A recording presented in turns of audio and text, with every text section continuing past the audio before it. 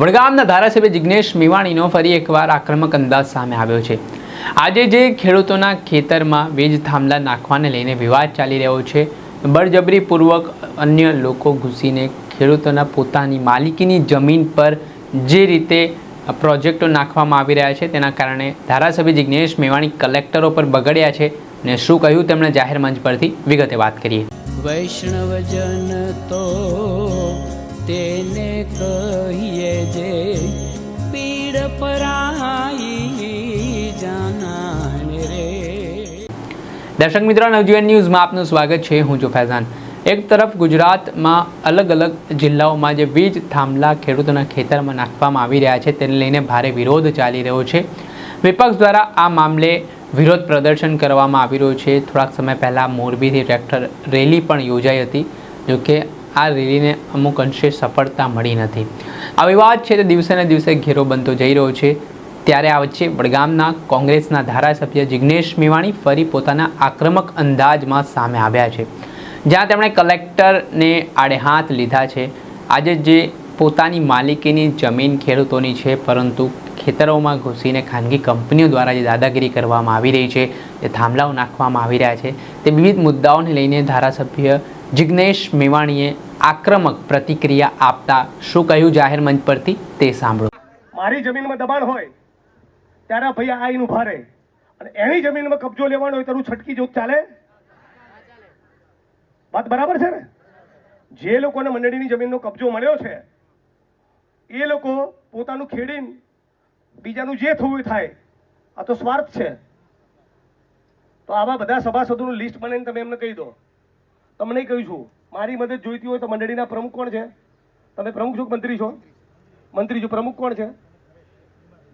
બીમાર છે મંડળીના। તમે પ્રમુખ, મંત્રી, કારોબારી એ નિર્ણય લઈ લો કે બાકીની મંડળીની જે જમીનમાં જે બી તાલુકામાં રહ્યા, જિગ્નેશભાઈ લાંબા છે ને વડગામથી, આ ભાઈ અમદાવાદથી આવ્યા ને, તો તમે જે મંડળીનો લાડવો ખાઓ છો એ લોકો આવો, બીજા બધા સભાસદોને મદદ કરો।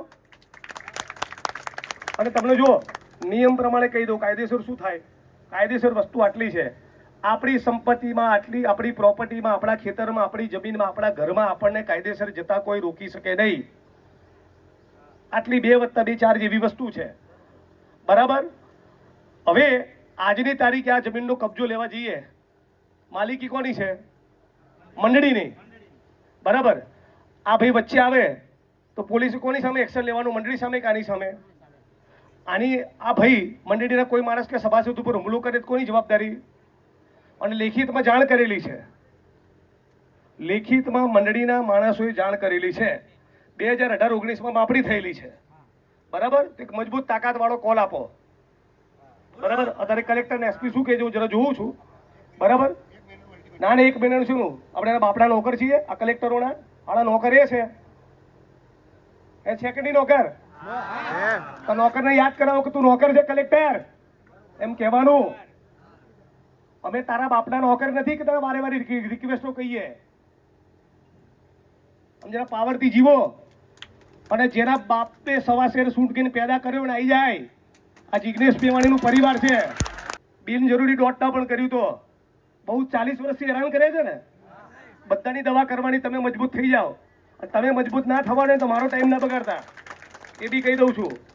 4000 વીઘા મેં આવા ખાલી કરાયા છે। આ તો ચણા મમરા છે 200 વીઘા। મારા માટે કોઈ મોટી વાત જ નથી। રાત્રે 12 વાગે જઈને કલેક્ટરને ઉઠાડું, ઉઠ નોકર ઉઠ, એવી રીતે કઈ ઉઠાડું, બરાબર? પણ પહેલા તમે તૈયાર થઈ જાઓ, તમે નક્કી કરો ને આટલી મોટી જમીન છે તમારે ખેડવાનું, ક્યાં રોજ જિગ્નેશભાઈ આવવાના છે? તો થોડી તમારી હિંમત બતાવવી પડશે। તમે શેના માટે કહો છો હુમલો થાય? ટાઈટ અરજી આપો, હુમલો થયો તો એસપીની કલેક્ટરની જવાબદારી રહેશે, સ્થાનિક પોલીસ સ્ટેશનની જવાબદારી રહેશે। તમે બધા જાઓ પોલીસ સ્ટેશન કે આટલા લોકોનું દબાણ છે, ગુનો દાખલ કરો। તમે જાઓ બધા, કેટલું થાય પોલીસ સ્ટેશન? 22 કિલોમીટર। ચલો બધા હું આવું છું, એફઆઈઆર દાખલ કરો સાલાઓની ઉપર।